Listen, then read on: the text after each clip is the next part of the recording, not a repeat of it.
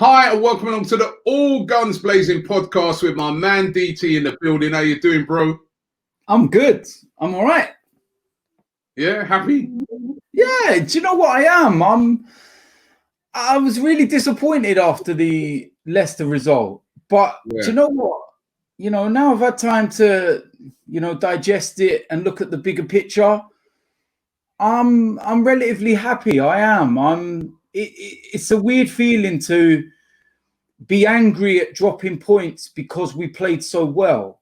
For too long we've been dropping points because we're shit. Let's be real about it. But you're walking away from that game and your disappointment is because we should have won. We were so good in the first half. It should have been 3 or 4-0. So your disappointment is not an angry one. You have got that sense of like an anger because you should have won, but not as in, like Brighton, for example, perfect example. Dreadful, embarrassing. But Leicester, what I saw in the first half is an identity, something that Mikel Arteta is slowly going to bring to this team. And I'm really starting to be encouraged by what I see. It's early signs, don't get me wrong, and we're going to have a lot of bumps in the road and everything else, but it's promising signs. I just love the way that the players are responding to him and they're listening to him. He commands their respect. It's so good with us being in lockdown in that respect that we can't go because we see things that we might not normally, and we hear things with no fans in the stadium. And when they do this drinks break and Arteta's talking to him, everyone's focused on him. They're taking in every single word, every detail. So I'm good, man. I'm calm. All right, you know what? We're going to come. Let's talk a little bit about that Leicester game before we get into the big talk, which is the North London derby. That is what is happening this weekend. Guys from 888 Sport have sent us over another video. And by the way, after you watch this video, get onto their channel. The link is in the description. Like and comment on this video. Tell them that AFTV sent you. Make sure. But listen to this one. When you're making top 4, you get me, again and again and again and again, you don't look. You've done it for 3 years, blood. You get me? You don't look. You've done it 3 years, blood. How many agains did you hear me say? And you've done it 3 years. We did it again. Why didn't you get your ground? Again. No. What you did is you jumped in the time machine. You went that far back, blood. But realistically, we didn't go that far back, blood. Check your passport. You're flying to spaceships. Check your passport. Where are you flying? We've been out for 3 years. So if you're going to put a prediction, choose. We've been out for 3 years. Yeah. We've been out for 3 years. Yeah. You understand? Man's been in the Champions League. What he's saying? 3 years? Yeah. Man got to consistently. The final. These man have been in the Champions League for however many times, and they do absolutely nothing. You man are just your side man. What do you do? Your coleslaw. What do you do? Your halloumi cheese. What do you do? You're just there, like. What do you do? Like no one cares what about do you do? That. You know them way. No one cares about final blood. So DT, on that, and we're going to come with, as I said, we're going to cover this in more detail a little later on. But next, who's gonna get back on top the quickest? Right.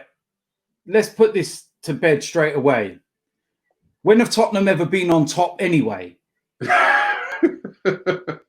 Why are they even in this discussion?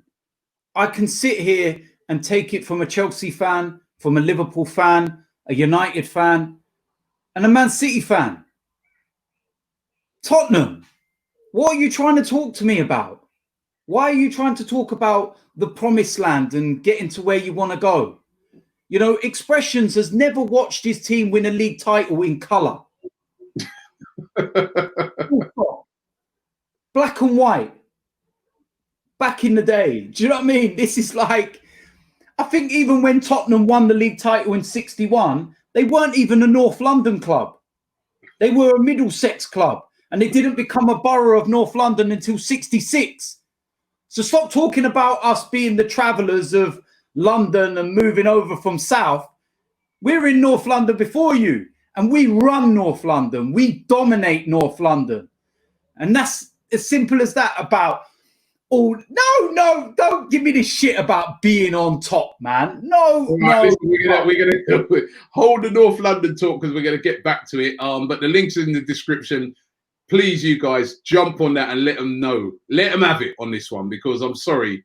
I'm with DT on this one. Right, we're going to come back to that. But first of all, let's just talk a little bit about the Leicester game, because like you said right at the start of the show, you know, you was disappointed and angry on the day, very angry. What made me laugh, right? I was reading a comment, right, and it goes, there's like you, both you and Troops were turning around to me. I was sat down there like this after they got that goal, and both you would go, Robbie, look, that's offside. And some guy in a comment, he goes, they're talking to Robbie like he's the fourth official or something. You know, like, you know what it is? Because you know, like when there's a game, all right, and like the fourth official, and you see like the managers, and they go like, so there was like you pointing and going like that, and then Troops is turning around and going like that, and I'm just sat there. What am I supposed to do? Right? It's like you're our dad. You're like our dad. You're like, we're looking at you for guidance and for help. Yeah?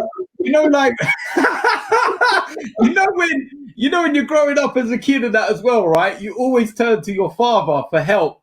It's like, Dad, like, you expect your dad to be able to cure the world, to be able to do everything. And we're looking at you. Nothing I can do about this one, mate. You know what I mean? We're looking at you like, Robbie, dude, help, man, help. On reflection, let's get the controversial moments over. On reflection, for you, was that a penalty? Not a penalty. Was that for you? Was that my brain's got penalty? What? Send it off. Sorry. Yeah, looking at it back now, under the letter of the law, it is a sending off for Nketiah. I said at the time I was angry, I was pissed off, but looking at it, yeah, he's late, and it's the letter of law. There's no malicious intent. There's no, you know, he genuinely goes to win the ball. And if you watch the whole incident, it was Lord Farquhar that headed the ball back into that area, and it was such a tight space and so quick. And with the wet surface, he was making a genuine attempt to nick the ball. It was. He you know, he would have been the last man. James Justin was the last man there, and Eddie could have nicked it off him. And you know, it was one of those. But it is a sending off. But the issue about the offside goal? It's offside. It's offside. I've watched the incident so many times over. Now let's look at the first part. I've seen so many different angles which show that Jamie Vardy is actually offside. All right, that this part of his body from the shoulder, which you can score from, remember, the shoulder's not handball. If your hand's in an offside position, you can't score from that, so that doesn't count. But his shoulder, I've seen so many incidents this season where someone's toenail has been given as offside. So what's the difference? You know, and then we move the ball on to Perez. The ball touched his studs. I've watched close-ups of it. The ball moves. It manipulates the spin on the ball. And you can tell by the night tick on the ball, and you watch the close-up of it and the spin. You've really analysed it. You can tell by the night. I analysed it, man. I proper analysed it. They need to get your Oxley Park. Do you know what I mean? Me there. Do you know what I mean? I'm telling you, yeah. I'm telling you, it was offside. I'm not backing down from that. The Nketiah one, I hold my hands up and say I was wrong with it. And it was emotions at the time. You know, you interview me 10 minutes after the final whistle. I'm emotional and I'm pissed. And I'm like, yeah, I can hold my hands up to that and say in the cold light of day, I've looked at it and it is a sending off. Do I think that it deserves a 3-game ban? No, I don't. I think that maybe the FA need to look at certain incidents and see the intent. You know, and look at that and say, you know what, he is late, but he's made a genuine attempt to win the ball. 1 game is sufficient. You know, and that kind of thing really winds me up in that respect. And then, of course, there's another incident in the game, which I no doubt you're going to get onto, involving Jamie Vardy. Right. Now, the Jamie Vardy one, which wasn't looked at in the game, it was just deemed accident. And I saw pictures of Mustafi, man. Those are some... Yeah. You know, he's a tough guy, that guy. You know? I mean, because, you know, there's a lot of other players who would have rolled out, and he might even have come off it. He had some big-ass stud marks in his face, man. I mean, that was a horrific injury, you know, when you look at it like that. Nothing given, not even a yellow. Nothing. No VAR check. If the VAR check would have been done and they would have seen what we see, it's a red card. You think so? Yeah. He was falling, but then his leg completely changes direction, and there's a force to it. It's not a falling leg. The weather on that one as well, though. What's your name? Ty? No, but I'm saying it was. No, Robbie. Yeah, you said about the weather on the Eddie one. I'm saying with this one, remember it was raining even harder at that time. Yeah, I know that. But what I'm saying is he's fell. Your natural body movement when you're falling. He's spun his leg. He's looking like this as well. He can see Mustafi. His head is like this. And then it's the elevation of the leg. Like the leg didn't fall that way. It went like that. There was a force to it.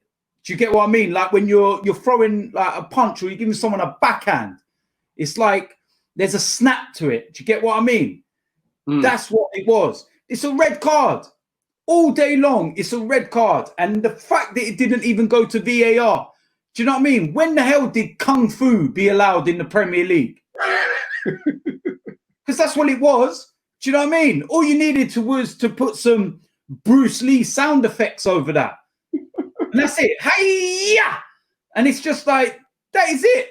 Do you remember all the Bruce Lee films with all the mad sound effects where he's going mad, doing all the Kung Fu kicks and stuff?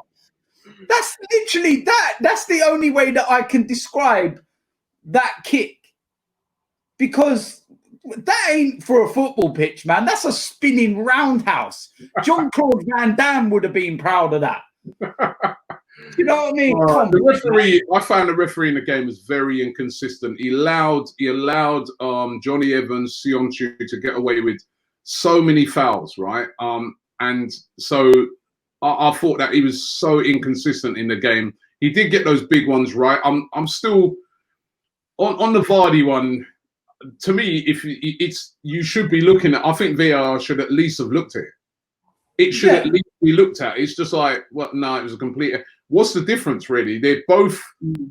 Eddie's one, everybody knows he didn't mean it. Even the referee, all of them. Referee initially gave him a yellow, right? Yeah. So the VAR's looked at it, quite rightly so, and it's a red, quite rightly so. I just feel that with the Jamie Vardy thing, what gets me, whether you say it's deliberate or not, why have they not looked at it? And these are the inconsistencies, the offside. I've seen other offsides this season given, right, that were not, to me, if some of the other ones that I've seen that have been given as offside, then that one should have been given as offside as well, because I've seen others that have been way worse than that. And I think that's the annoying thing, is the inconsistency with VAR. I'm not against VAR. I've said it before, right? I'm not against VAR because I do think we also have to look at a lot of the things that VAR gets right. Like our goal, for instance, remember, went to VAR and quite rightly given onside, right? But VAR is a good thing, I think, but it just needs refining up. It just needs these guys who are operating the things to be consistent. I just want to be consistent, man. You know what I mean? And I don't like in VAR anyway. I don't like where it's like a toenail and stuff like that. I think there should be a margin of error, and then that just clears all these things up. Yeah, easy, you know what I mean? But listen, VAR was brought in to eradicate mistakes, but all it's done is made them worse. Some of them, DT, because some of them it's got right. Yeah, our goal right, didn't it? It got our goal right. So that when you see our goal and the VAR, you see that it works. It can work if done properly. And we've had other. I remember the game at Man United this season where Aubameyang was miles onside. Right? Massively. That would have been given against us. That would have cost us the game.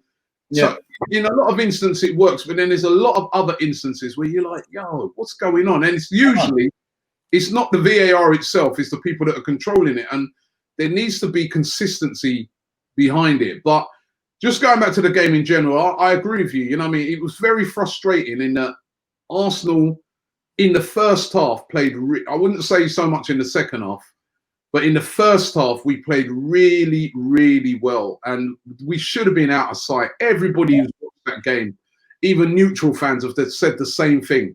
Arsenal should have been out of sight in the first half. I thought Danny Ceballos in that first half was superb. He's really starting to show us now what, you know, playing in that deep line position.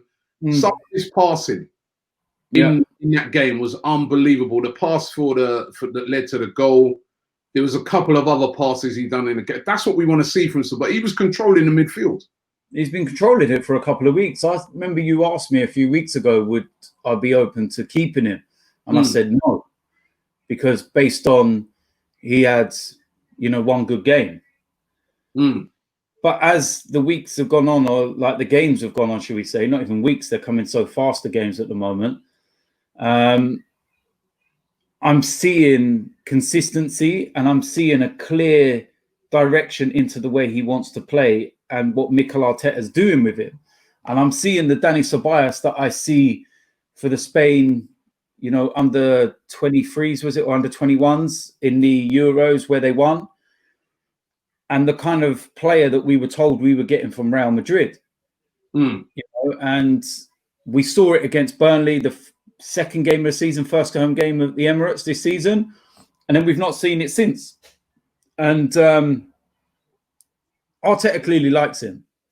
And Arteta's clearly got him playing in the system that he wants to play.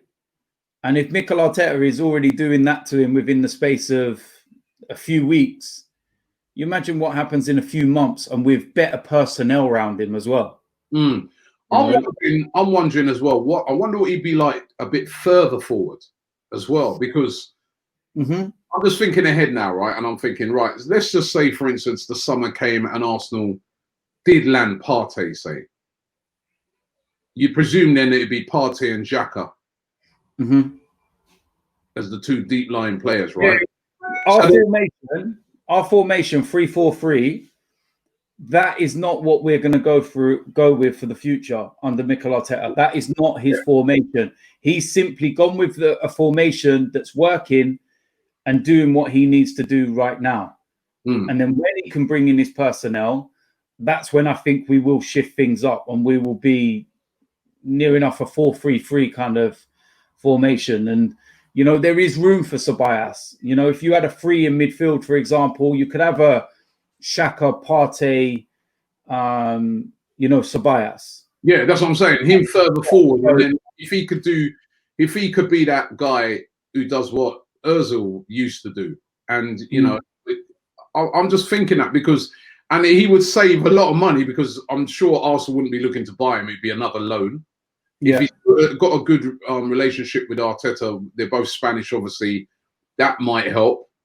Have him for another season, that saves a lot because you know, they're saying loan deals and swap deals and things like that. And he's already used to the club, isn't it? He's not going to have to come and assimilate in and stuff like that. He's already knows what's going on. He's used to the club, the training ground. Maybe his second season might be we get to see the real Dani Ceballos, but he's definitely putting in some good performances at the moment, and I was very impressed with him in that first half. He was superb, and we should have been out of sight, like you said. Lacazette, he played so well in his hold-up plays, link-up plays, brilliant. But those two moments, man, especially that, I mean, one of them, he did well with the turn. All right, maybe he should have tried to get it into the corner, but the header, I think he should have buried that, shouldn't he? He should have buried it, and that's the first time in my life I've seen Hector Bellerin put a cross on the money. What a cross! And he had a good game as well. He had a good game, and you know, I can hold my hands up when he plays well. I'll praise him. When he plays poor, I'll criticize it, just like any player. And that Lacazette chance, he's got to take it. And Saka had a chance as well. Yeah, that was comfortable on his right foot, and it's kind of like, you know, we had so many chances, and it was just. It would have been a dead game for them, man. You know, I think, and they would have really, I think we'd have been able to pick them off. You know, we've got to take our chances. Yeah, and that's what I said. Arteta was moaning after the game again, saying that, you know, we're playing too many games with 10 men. We keep getting players sent off, which we need to learn from, and he's right about that, isn't he? Yeah, we badly need to learn from it. You know, some of them are, what's the word? Like the Nketiah one, you look at and you say, look, it's unlucky. You know, it's one of those where you're not going to stop him from going in to try and win the ball again. It's just a fraction too late. It's the sendings off like David Luiz, which are inexcusable, where you should not be getting down to 10 men. Ones like that. So, you know, I'm looking at the way that we played. I'm looking at, you know, the way that players are playing. We've kept 10 clean sheets in the Premier League this season. Right? Our defense has been very, you know, criticized a lot by us, by everyone. Uncoachable is what Gary Neville said. We got the same amount of clean sheets as Manchester United. And they've spent over £80 million on Harry Maguire. And they brought in Wan-Bissaka. They got David De Gea in goal. Mind you, don't let that stat fool you, man. Our defence has not been good. No, don't get me wrong. Don't get me wrong. I know that our defence is bad, but what I'm saying is that since Mikel Arteta's come in, our defence is actually better. Yeah, he's improved a lot. Showing that he can set our defence up in a structured way to be competitive. There's been the only game. Let's remember this as well. Yeah, before lockdown, we were unbeaten in the Premier League. So he had already made us competitive. We beat unbeaten since the New Year. But what I'm saying is, like, he came just before the end of December. Manchester United is beaten along the way. Then we go into lockdown. We come out of lockdown. The only game since the start of January that I can look at and say we've been wide open, it's been embarrassing in that respect, was probably Man City after the lockdown, where we went down to 10 men and Man City could have gone on and scored 4, 5 or 6. Apart from that, we've looked quite solid. And I think he's picked up about 6 clean sheets in that as well, including a recent 3 in a row. So I'm seeing. You imagine what he gets when he's got what he wants. If we can bring in another question I'm going to lead on to, because there's been talk about extending Mustafi's deal. Now, he has done well under Arteta, but do you agree with that? It's an interesting one because he's probably been the most improved under Mikel Arteta. One of the most improved. And we still need better, but if he's going to get rid of a load of the others and Mustafi is going to be one of the players to fight for a position, then I don't mind him being a squad player. And the experience, you know, if he decides that he's going to get rid of Socrates, which looks very likely because he's clearly not in his plans. It was very evident that Rob Holding only came into the side because of injuries and he was forced to play him, because the moment he's got these players back, Rob Holding's on the bench again and not getting a sniff. So you're looking at that and thinking, okay, Mikel's got his idea of what he likes and wants. And, you know, if we can bring in another top centre-back and you have the likes of Saliba, then is it really bad having a Mustafi and a David Luiz with the experience and everything else to help these guys and to be part of a squad? Pablo Mari as well. So if they was to give Mustafi an extended contract, Saliba's coming in, Pablo Mari and Luiz, you think they'll bring in another? I mean, I've seen today they're linked with this guy Sarr at Nice, but do you think they'll bring in another centre back? Yeah, I do. I think you need 5 anyway, minimum 5 for a season. You know what it's like with injuries. Pick injuries up, play 3 at the back. So you need 3 anyway. We've got Chambers to come back as well. Yeah, but I honestly think that Mikel Arteta's got his idea in his mind of what he wants to do. And I genuinely think that we're going to get one more centre-back. You know, we've already got Saliba, but I genuinely think that we are going to get one more centre-back. And then we'd have Luiz, we'd have Mari, we'd have Mustafi. And I think as a 5, you know, let's just throw a name in there. Let's say we got an Upamecano, right? If you had the back options of Saliba, Upamecano, Mari, Luiz, Mustafi, I'd be happy with that. Okay. Experience, depth, you know, and we might all mock David Luiz, and I know I have, and I was pissed off and everything else, right? But let's also remember that he has been one of the best players under Mikel Arteta, all right? Despite his calamitous mistakes at Man City, and he's always got that in his locker, he's actually been really good under Mikel Arteta. And also off the pitch, he's done a lot to help some of the youngsters, you know, grow into the side and to, you know, be that voice of experience, because you need that bit of experience. So giving him a 1-year deal in the bigger picture, and the fact he took a pay cut as well. So we're not giving him another deal and giving him a pay rise or even putting him on the same money. He's actually took a wage cut. So I'm looking at that and I'm saying, yeah, you know what? I'm not too against that, to be honest with you now, looking at it. Okay, well, let's move on. North London derby on Sunday. The big games are coming thick and fast. Wolves, Leicester, North London derby, then Liverpool, then... Don't care about none of them. Don't care. We've played those ones before us. Liverpool's next week. Man City's the week after. North London derby without fans. First of all, how do you feel about it? I mean, a North London derby without fans at their new... I was looking forward to that. I was looking forward to going to their new stadium. I wasn't. Nah, come on, man. I was when I saw that picture. You're not looking forward. I weren't looking forward to getting in the stadium. No, not to getting in. You know what I mean? Listen.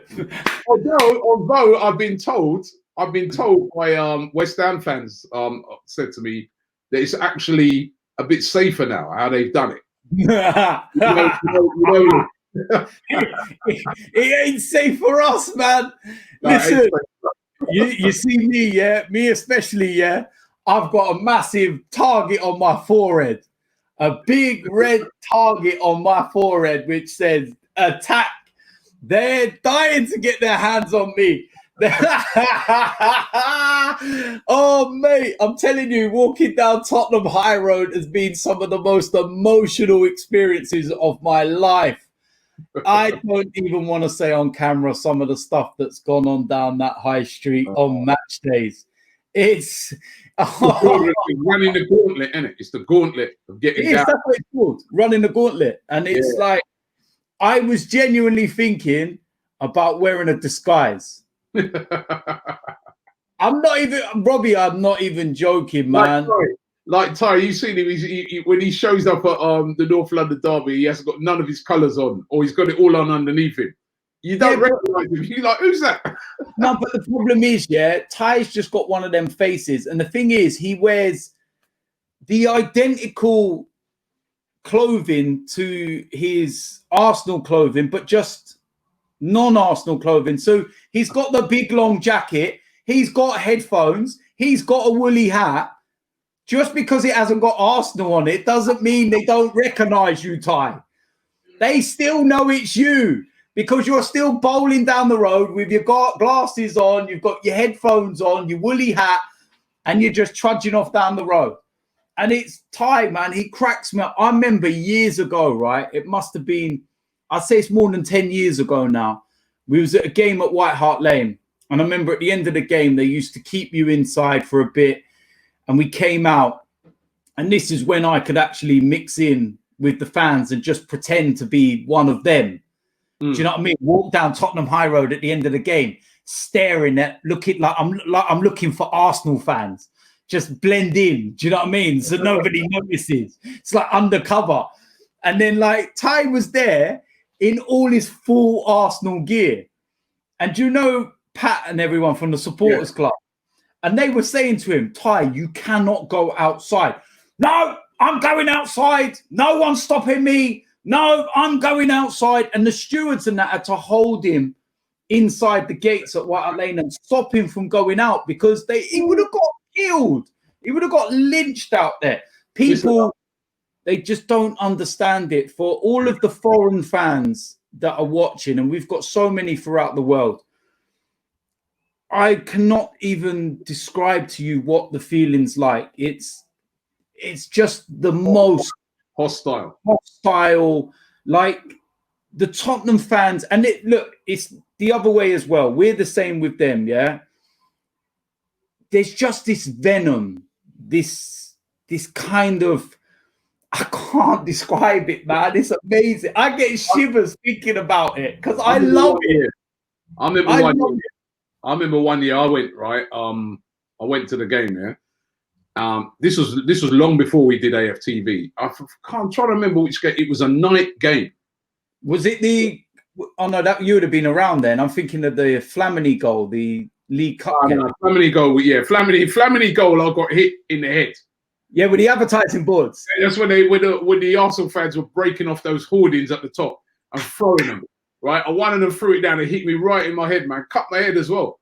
I thought, when those things were coming down, I thought it was like polystyrene, you know, because you see it sort of flimsy, right? I see it coming towards me, but it was too late to move, and it just went. I was like, oh, Jesus, right? But no, this was another game. We played them. It was a night game, and we played them, yeah. And it was me, my brother was there, and another couple of mates was there. And I remember we beat them. I would come out of the grounds, right? And like, you know, at the end of that road where that pub is on the corner. Yeah. Right? There was like thousands of Tottenham fans at the end of that road waiting. Because we beat them, right? And, you know, like they started leaving early. But they weren't leaving early to get on the tube. They're leaving early to wait for us, right? So, got out of the ground now. There's thousands of them on one side. There's the police in the middle, right? And then there's thousands of Arsenal fans on the other side. And I'm thinking, Jesus, man, this is going to kick off. And you know, like there's a standoff and there's a lot of back and forth and this. And then all of a sudden, somebody just threw like a police cone over. And the police just ran off. And it was just a free-for-all. It's an absolute free-for-all with just punches flying everywhere. It was mental. I'll never forget it. And then I grabbed my brother and I go, yo, I saw a police van and I said, you know what, let's at least have our back to the van, right? So, because people, you were getting hit from behind and right? And we decided, I'm not even going to say what happened. It was crazy. Yeah. Because what happened? Police, it was a full-on riot that night, right? And that's why they don't have a lot of games played at night in the North London derby. They always, that one that you're talking about with the Flamini goal, that's one of the rare games, isn't it, they play because they don't like playing those games. It was the cup. That was why. They don't like playing those games at night. They like to play the games during the day, early if possible, before pubs can even open and stuff like that. That's why we always have half 12 kickoffs. Yeah, it's such a hostile game. It's so hostile getting down there, as you said. But this year, there's going to be no fans. No one. I know. In a brand new stadium, there will be no one there. It's going to be strange. It really is. Do you think it's going to affect the intensity of the North London derby? Because we saw the other day, for instance, I saw that Merseyside derby the other day, Everton-Liverpool. What a drab game that was. Oh, mate, don't even compare. That's not a derby. That's not a derby, man. You got Liverpool fans sitting the Everton end and Everton fans sitting the Kop. Behave, man. You imagine a Tottenham fan sitting in the Arsenal end or vice versa. No chance. Not a hoping else chance. You know what I mean? It's like it's the friendly derby. Yeah. Do you know what I mean? Sitting in the Tottenham end would be where somebody says, right, I'll give you X amount, I'll give you 100 grand if you attempt to do that. Or sitting in the Arsenal end if you're a Tottenham fan, that just ain't going to happen. It ain't going to happen, man. It just, the hatred that we have for each other is genuine. There's genuine hatred, and it's passed down through generations. Do you know what I mean? And I'm not the only one. It's Tottenham fans, it's Arsenal fans, you know, from your granddad passing it down to my dad passing it down to my brothers and me, to me passing it down to my children. Yes, they're going to know that they're the shit. You know what I mean? Yes, they're going to know all about Arsenal and the history and what we've done. And that don't ever associate. I'm that in deep in the way it is with Arsenal Tottenham, yeah? Like, there's certain things in my house that I can't allow. Yeah, like, for example, you've got colours. You won't see white or blues in my house. You know, like predominant colors of like blue or stuff like that. It's little mad things. Do you know what I mean? It was just like when I was growing up, and you know, Tottenham had Holston. I wouldn't go near that beer because it was Tottenham. Do you know what I mean? Little stupid things. You get a bit more relaxed as you get older, but generally, you don't. You just there's a genuine hatred, man, and it's you know, look at the last time, man. Will the intensity still be there for the players, though? Will it, I think it will. I think it will. I think there will be a sense of intensity because it's very clear that our players and Tottenham players, they don't like each other. I actually get the feeling that they don't like each other because it's very evident that when, you know, we've played, you know, the moment Tottenham have done something and they say something on social media about us, yeah, the moment we win and we all then start tweeting out about North London is red and we're bantering them off. You got Jose Mourinho getting upset over a social media post the other week. The Sheffield United one. Yeah, you mug. The Sheffield United one, just in case people don't know, what happened was obviously we played and beat Sheffield United, and then they got absolutely battered by Sheffield United, and Arsenal just did a little cheeky post where it said something like, well, this is how you beat Sheffield United, or something like that. Or, oh no, it's not as, I think it said something like, it's not easy winning at Sheffield United. It's not easy winning at Sheffield United, and then here's how you do it. Mourinho seized upon that. Listen, you see Mourinho, yeah? You see him trying to play your mind games with Mikel Arteta. Nah, ain't going to work, mate. This ain't the old days no more, mate. And Tottenham need to just wind their necks in, yeah? Because at the start of the whole coronavirus pandemic, yeah, when you remember when there was all these advertisement videos about wash your hands, 20 seconds and all that. Tottenham put a video up saying about the 20 seconds, wash your hands. That's enough time to watch all of Harry Kane's goals against Arsenal. So, no different, is it? It's all banter. So why is Jose getting in? Do you know what I mean? He was saying that Arsenal, man. I can't stand him. He was saying that Mourinho, man. It's gonna add a lot of spice to it. We don't have a good record against Mourinho teams, though. Nah, don't care about Mourinho, man. Wonky tits. I couldn't give a shit about Mourinho, man. Piss off, man. No, bring it on Sunday, man. I'm so ready for this game, man. I can't believe you are doing a live video with some of us that are going to be there in that room. You are off your head. You're mad. You genuinely are mad. You will not be able to monetize nothing in that video. You're fucked. You're fucked. I'm sorry, but this game, I'm getting so like, I'm so hyper.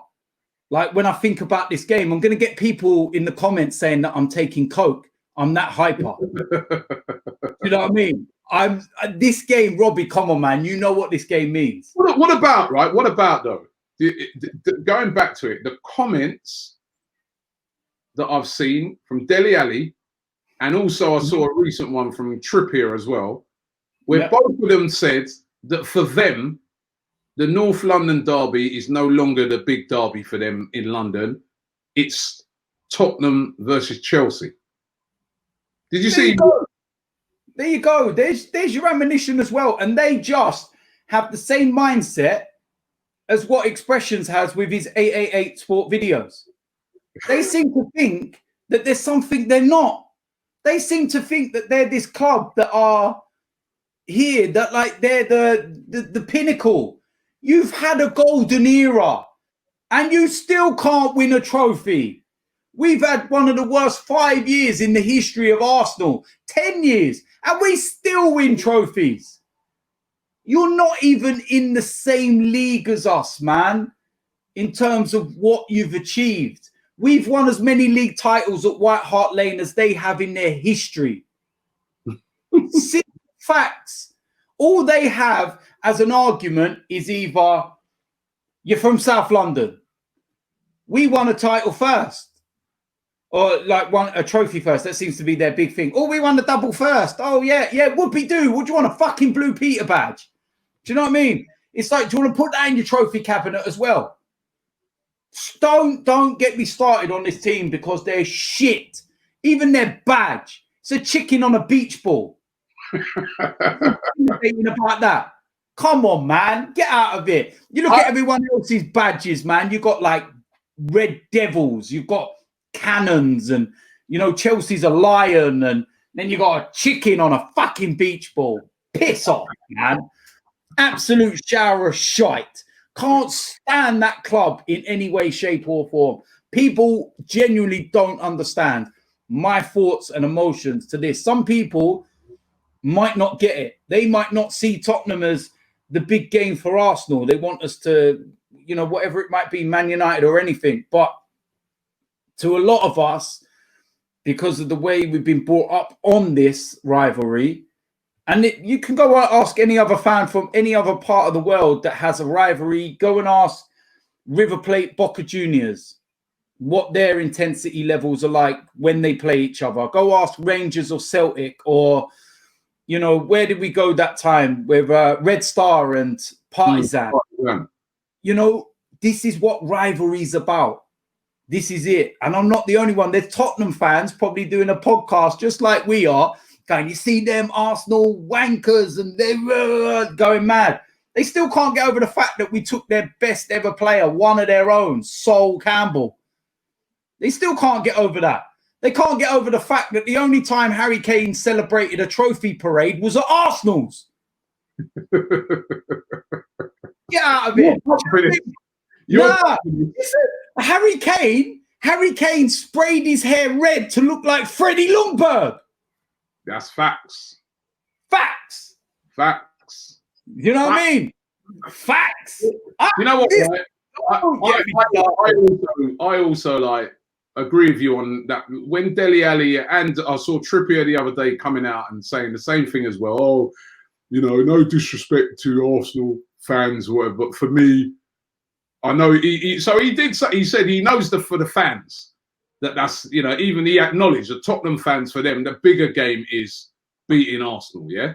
But he was saying for him, but I was thinking to myself, same thing. I'm like, yeah, bro, you ain't won nothing. What was it? It's not like when back in the day when we had this mega rivalry, which was a trophy winning rivalry with Man United. Yeah. Or you could look at it now and you might say, well, Liverpool and City, they've got a real hot rivalry because they're vying every time for that. You know what I mean? Every time they play, that's a trophy. You could see that's almost like when Liverpool play City, the outcome of that game has a bearing on who's going to win the league. Yeah, that was the same as us and Man United. I'm like with and that used to be like, yeah, like that used to be the same when we used to play Man United. That game, no matter when it came in the season, had implications on what was going to happen as whoever's going to win the league. Mm. When since did Tottenham, apart from that one time when they played Chelsea and they needed to win it to have a chance of winning the league over Leicester, and they got battered, well, they lost the game, threw it away. What other time? Where's this big, oh, we got to beat Chelsea? To do what? What, you know what I mean? Where from? Down, man. You know what I mean? You had that 1 year, and this is where I agree with you with the whole what you're saying about expressions. They get carried away. They've had a good period where they've been above us in the last few years, right? But where's this all come from? Yeah, you got to I think last year they got to the Champions League final. Had they have won that final, then could understand some of what they're saying, but they didn't. So where's all this come from? I think they need to humble themselves down and just remember where they are. Exactly. What you said, they ain't won anything. Exactly. And the thing is as well, Expressions in that video, if you go and watch that full video, Expressions talks about how Tottenham are 2 free players away from competing. Competing for what? 2 free players. You know what? When you look at that video and then they're talking about who's going to win, who will probably win a league first. Right, we're both miles off at the moment, but I think they're going to be worse off than us. They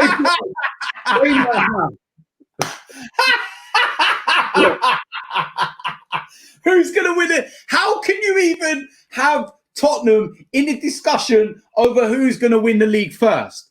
Tell them to go have that conversation with West Ham, because that's the level of London club they're on. No disrespect to West Ham. West Ham fans know, all right? They've only won a select amount of trophies in their history. They've never challenged for a title or anything like that.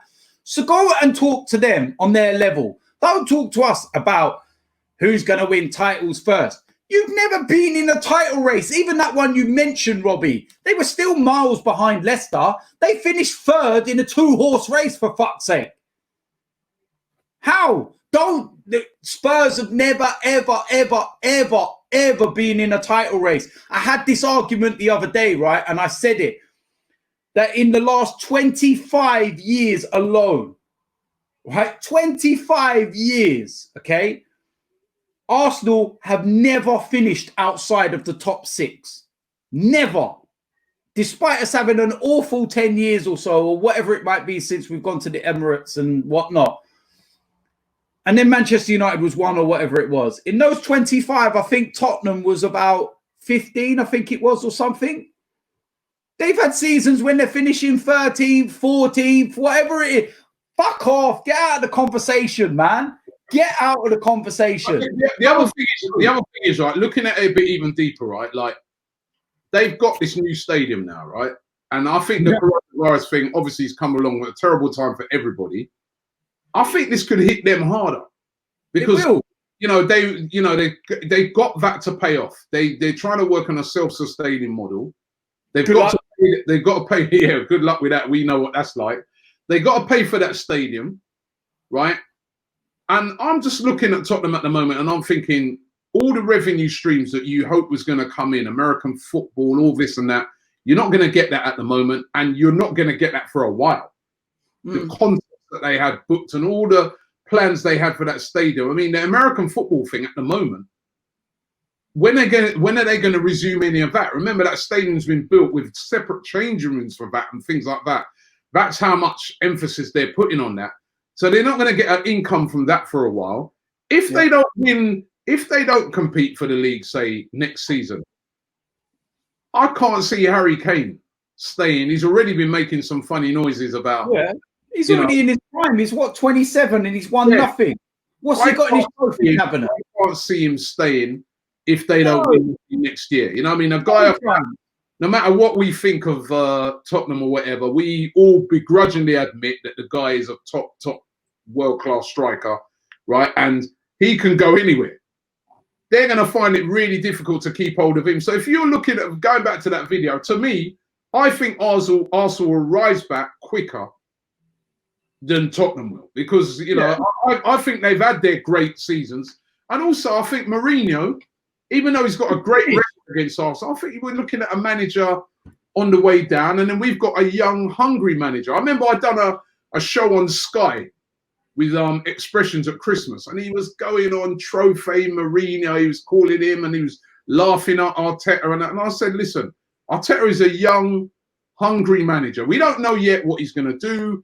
But I'm just glad that we're looking with a vision of bringing in someone young, hungry, that's going to, and so far, like you said earlier, I like what I've seen as well with Arteta.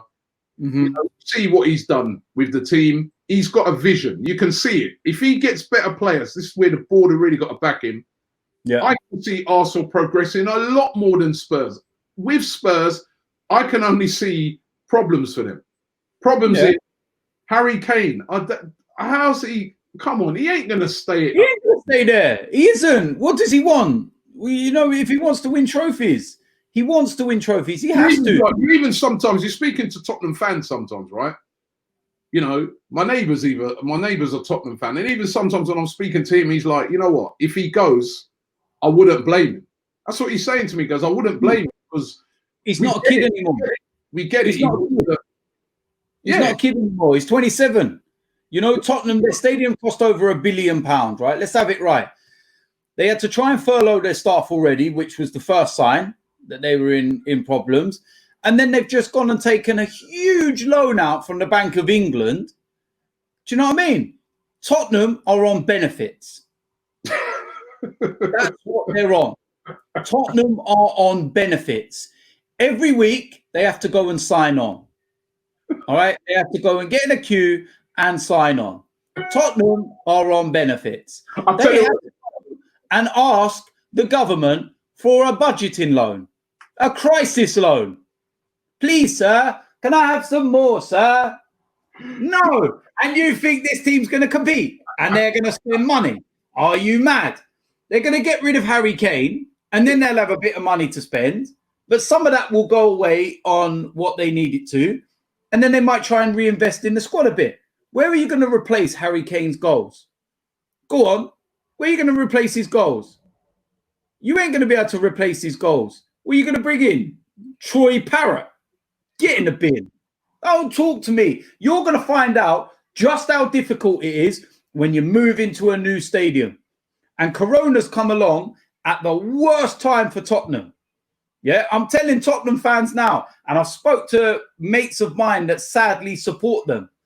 And they've sat there and said they're dreading what's around the corner because they can see it. They've had their golden era. They've had a period where they could have really done something. Remember, they sold Gareth Bale for ridiculous money. What did they do with it? The only player that they bought out of that you could really turn around and go, yeah, okay, was Ericsson.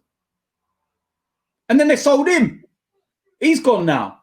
Apart from that, what were they bought? Soldado or whatever the fuck his name was. Get the fuck out of here, man.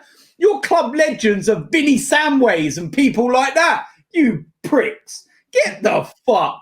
No chance, man. Absolute bunch of shadow dwellers. Can't wait for you lot to get back in your caves. I can't wait for it. Because that's it. Tottenham are not even in this discussion.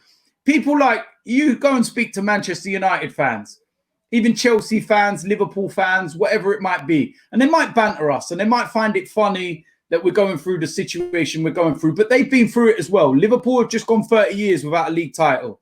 Manchester United went 25 years without a league title before Sir Alex Ferguson. Everyone goes through patches. But above all, they have respect for Arsenal. They have respect for Arsenal's achievements and their tradition and their history. We're the third biggest club in English football, with Manchester United and Liverpool the top two. In whatever order you want to put them, you've got to say it's probably Liverpool now because they've won the most amount of trophies in total. So we're in the top three. You go and speak to any of them fans about Spurs and they laugh. They'll laugh. They'll literally laugh. They're a joke. Do you remember when Spurs played Juventus?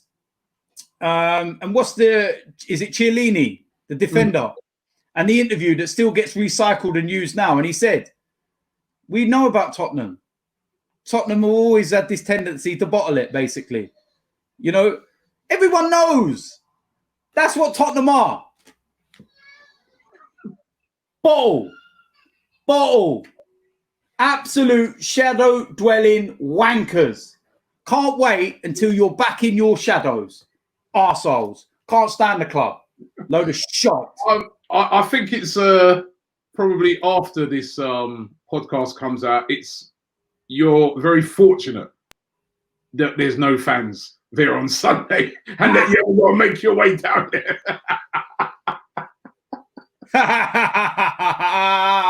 Hey, listen, the thing is, yeah, do you know what? On a non-match day, and people have got to realise this as well, you can go and walk all around Tottenham Stadium with an Arsenal shirt on because the majority of people in Tottenham support Arsenal anyway. Do you know what I mean? Most of the Tottenham fans now live in Hertfordshire and they're too busy trying to protect statues. Get out of here, man. Oh, man. Now, thank God there's no fans, man. And I wouldn't have been walking down there with you, I'll tell you that. Hey, listen. Hey, it's all fun and games, man. It's all fun and games. Listen, you know the funniest thing, yeah? And people, because this is the thing. You remember the last time we played at White Hart Lane? And it was where that viral video went of you, where you got abused and everything else. And they set off it it was like a gas grenade or something, like an explosive grenade thing that makes like the bang and all that. And I remember, like, people, what they don't realize is, is that when we come out of there, for example, we can't be together. We physically can't be next to each other because it's just like one even bigger walking target. I was probably 15, 20 paces behind you trying to deal with my own shit. Do you know what I mean? And then do you remember it all went off? I remember this still to a T. I had one guy standing in front of me was going, "Oh, that's that DT from AFTV, blah, blah, blah." And then he come up to me and he's like this in my face with his like phone trying to film and stuff. I was thinking, get the fuck out of my face with that phone, man. And then it was all going off. I see you got dragged and put behind this police line with a police van. Yeah. And then randomly, Bully was there. Do you remember? Like I don't know where Bully came from. He was put behind there. And I'm sitting there like, I ain't getting out of here. I can't get out of here alive, man. I'm fucked. And then I see you get put through the police line and I thought, I need to get there. I need to get there. And I remember I had my top and I literally gone like this, and I've got it diving through. And I've got right in amongst all the Tottenham fans that were now in front of this police line. And they're all like this. It's like one of them zombie films, you know, when they're all like banging on windows and stuff like, and they're all like this. That's what they are. That's what Tottenham fans remind me of. Like the knuckle dragging, when they're all like, they're all like this, And then I got there and the police like literally pushed me like that. And I was like, fuck. And I pulled my top down and this other copper behind him looked and he went, "Get in the fuck in here now." And he's literally just grabbed me and pulled me in because he obviously recognized who I was. And then at that point, that's when all the Tottenham fans have looked and they've gone, "Oi, it's fucking DT. Oi, you fucking raw." And then straight away, they then turned back into like, banging on windows and doors. And do you remember they put us in the back of the meat wagon and it's like one of them riot vans and it has all the grills over the windows. Yeah. And like they went to drive us out of there with all the blues and twos on, with all the windows down. They drove me out. I'll tell you what happened. I was in back with you. Yeah. I'll tell you what happened, right? The policeman, he goes to me, he goes, "Get in the van." So I'm looking, right, and I'm like, "Get in the van. What have I done?" I said, "All I'm trying to do, I'm just trying to get to my car. I'm trying to go home." And it's them lot down there, right, that are surrounding me and not letting me go nowhere, right? And he goes, "Get in that van now." He goes, "Your presence, right, is making all them lot down there," because they were at the end of the road. And like you said, they were to kill me. Right? He's going, "Get in that van now," because he goes, "That's the only way we're going to get rid of him." So I'm looking, right, and all I can see is everyone like this.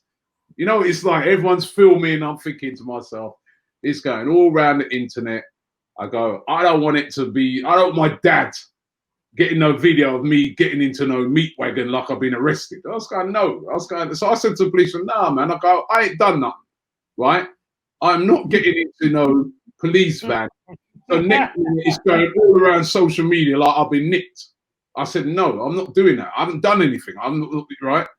So then he went off because he was like a sergeant. You can see like they've got that white different badge, yeah? He went off.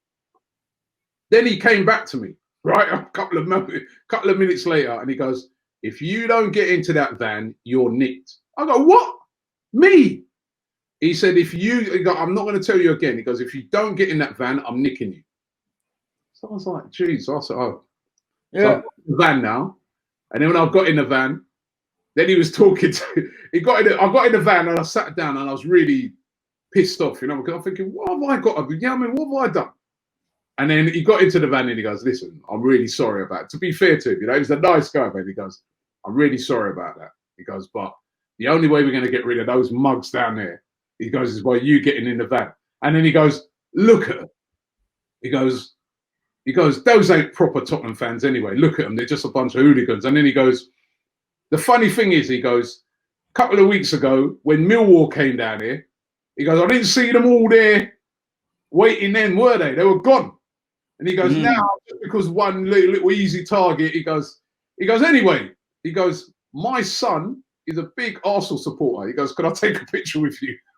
He goes, I go, what? He goes, yeah. He goes, can I take a picture with you? I want to show it to my son.